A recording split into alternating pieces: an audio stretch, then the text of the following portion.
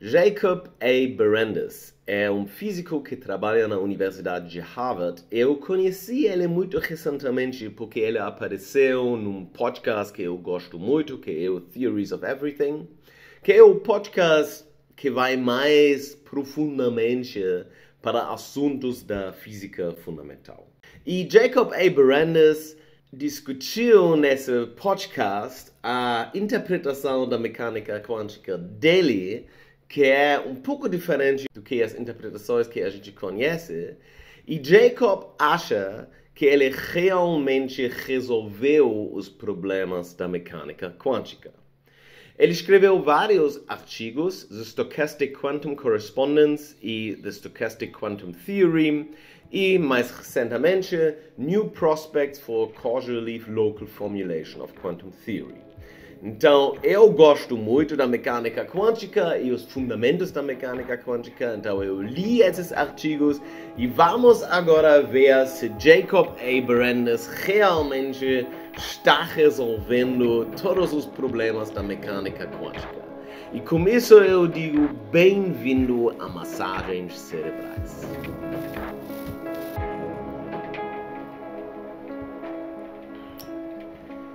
Vamos começar com o problema. Isso aqui é a equação mais importante da mecânica quântica. É a equação de Schrödinger. E essa equação de Schrödinger, o que ela significa, não importa tanto. O que importa é esse símbolo aqui, esse tridente. Isso é o psi. E nós físicos chamamos isso a função de onda. E a função de onda descreve como partículas no mundo quântico se comportam. Então, a equação de Schrödinger é a equação que você precisa para saber como um sistema quântico se desenvolve no tempo. E com a equação de Schrödinger, você consegue explicar muito. Mas então, a equação de Schrödinger descreve só o desenvolvimento de uma função de onda, mas só até ela for medida. E isso é algo muito estranho. Então, significa que quando você não faz uma medida, essa equação descreve o sistema, e quando for feita uma medida, agora acontece algo que a gente não entende. Isso, como físicos jovens aprendem quando eles estudam física na faculdade, a gente chama o colapso da função de onda. E esse colapso da função de onda não tem uma descrição matemática. Então, é um problema muito grande. Na verdade, esse problema é tão grande que podemos dizer que é o problema maior que temos na física fundamental.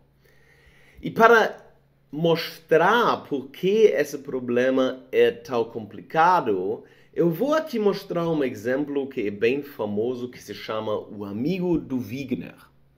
E essa ideia, agora nesse exemplo, a gente não tem só um amigo de Wigner, a gente tem 4. Então, imagina que você tem uma pessoa dentro de uma câmara. E essa pessoa agora faz uma observação. Por exemplo, nesse gato que vocês conseguem ver lá nessa imagem. Mas tem mais uma pessoa fora dessa caixa. Então, a pessoa dentro da caixa faz uma medida. Isso significa que a equação de Schrödinger não mais descreve o sistema.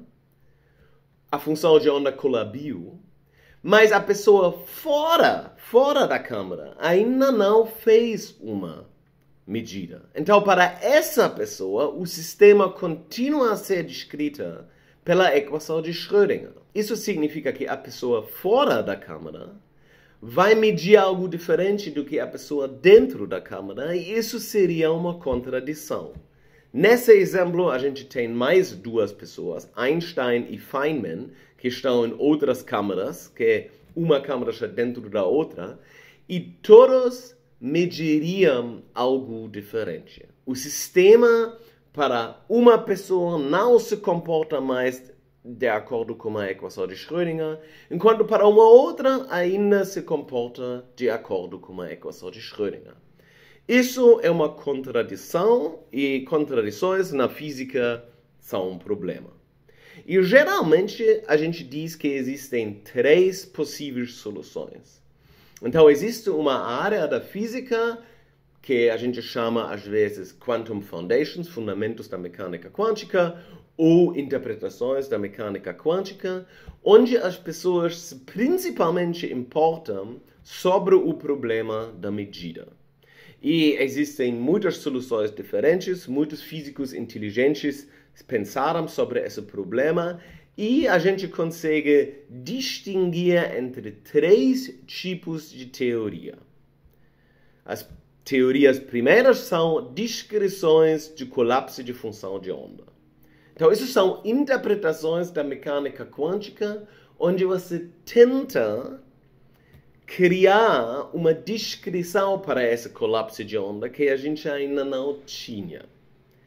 E o problema maior com essas descrições é que eles normalmente não são locais. Eu vou voltar para isso em um segundo.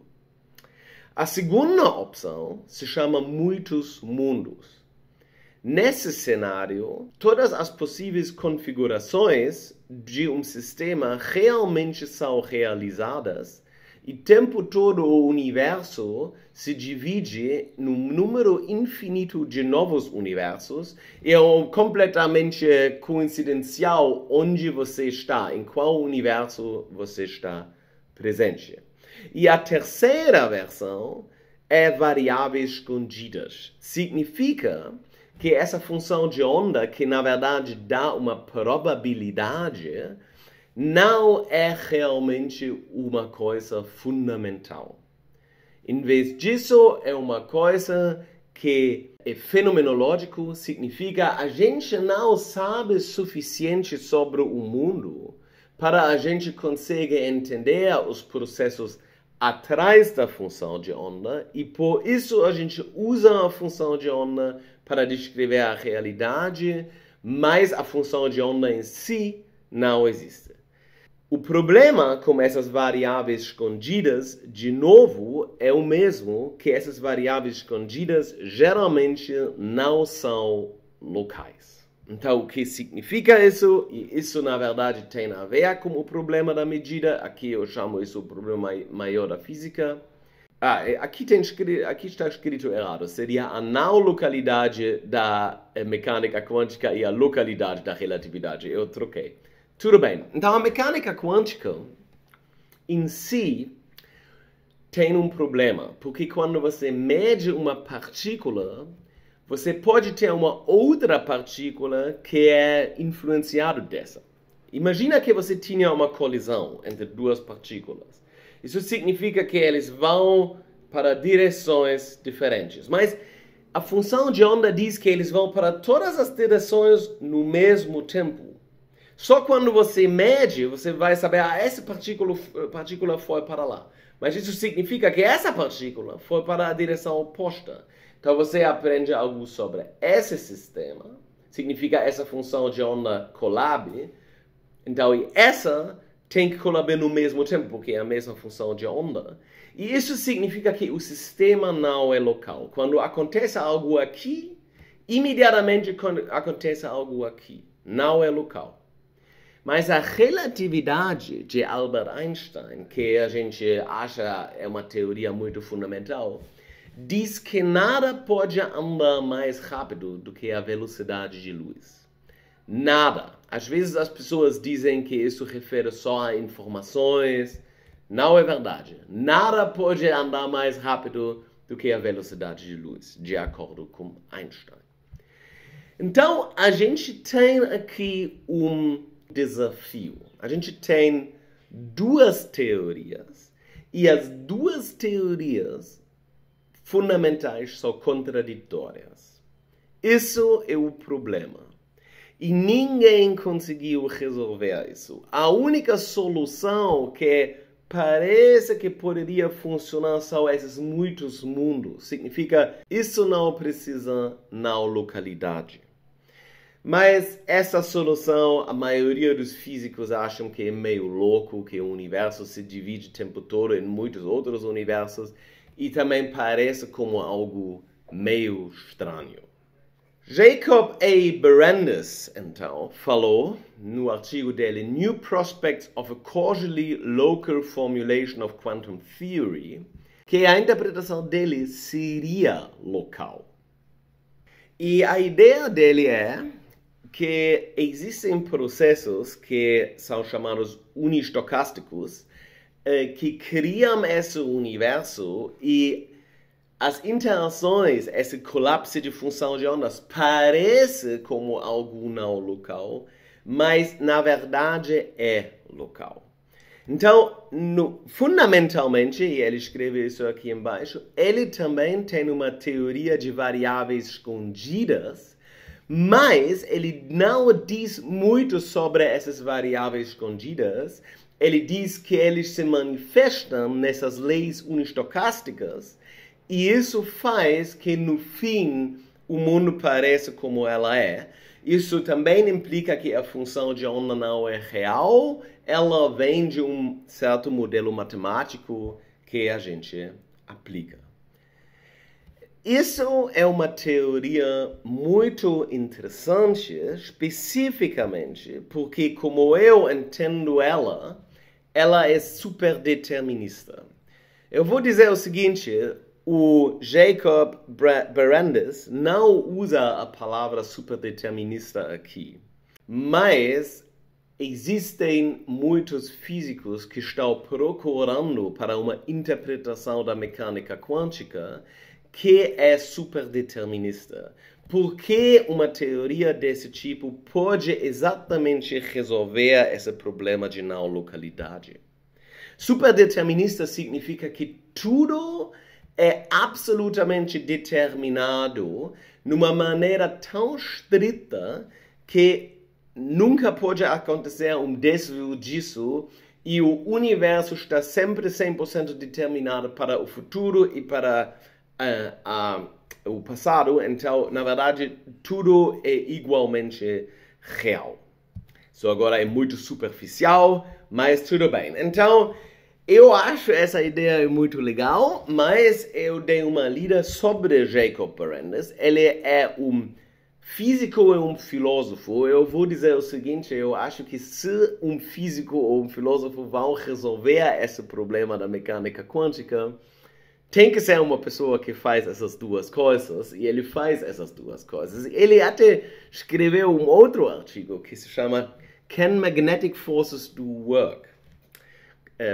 Forças magnéticas podem realizar trabalho. Você tem que entender que dentro da física existe um dogma que diz que forças magnéticas não podem realizar trabalho, que vem de uma teoria clássica, mas não é realmente provado isso, porque em teorias quânticas você pode ter dípolos magnéticos fundamentais, e se isso existe, o campo magnético sim pode realizar trabalho, mas a maioria dos físicos não está ciente disso. Então, é absolutamente legal que existe esse artigo desse cara. Isso é uma das razões porque eu gostei dele imediatamente. Então, a última pergunta que a gente deve se perguntar é se uma interpretação da mecânica quântica realmente pode ser científica. Isso significa se a gente, teoricamente, pode realizar uma medida para testar ela. E aqui eu estou vendo um problema grande. Eu acho que isso não é o caso. Eu acho que é impossível realmente mostrar que uma teoria é superdeterminada, realmente fazer uma prova experimental, ou criar algo que realmente é falseável relacionado a isso. Então, de uma certa maneira, o que o Jacob está fazendo aqui é filosofia, mas eu acho que a ideia dele é muito promissora. Eu tenho que dizer que a matemática não é tão fácil por causa dos processos unistocásticos, mas eu acho que tem potencial e com certeza, se for aceito uma interpretação da mecânica quântica que é menos misteriosa do que interpretações da mecânica quântica atuais, isso seria muito bom para a física em geral. Então, com isso eu vou encerrar esse vídeo. Eu espero que vocês gostaram. Se vocês gostaram, por favor, façam uma subscrição no meu canal. E com isso eu digo até a próxima.